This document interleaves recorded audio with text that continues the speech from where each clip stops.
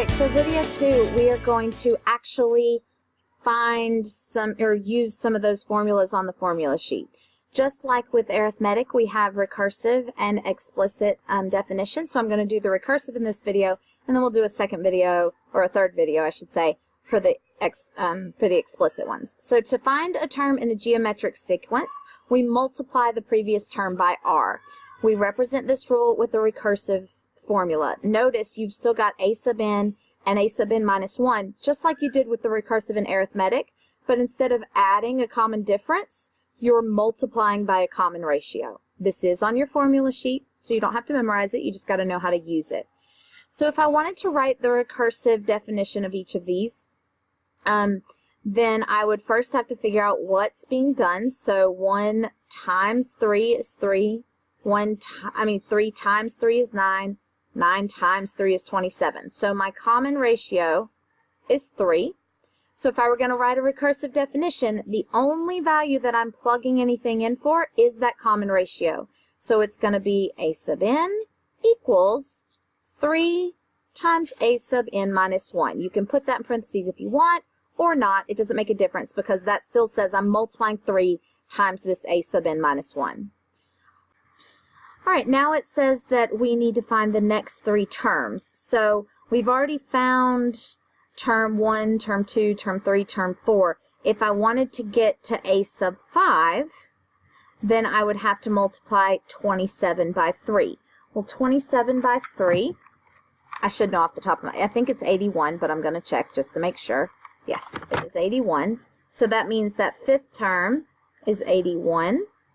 My next term, which would be a sub 6, I would multiply 81 times 3, and I get 243. Okay, so I'm just going to continue that pattern of multiplying by 3.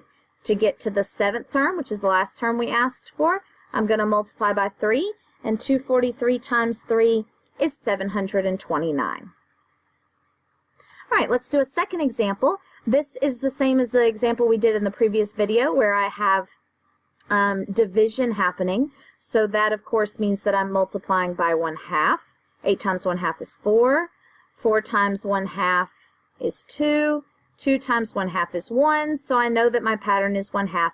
If I want the next 3 terms, though, then I'm going to need to multiply by 1/2 again.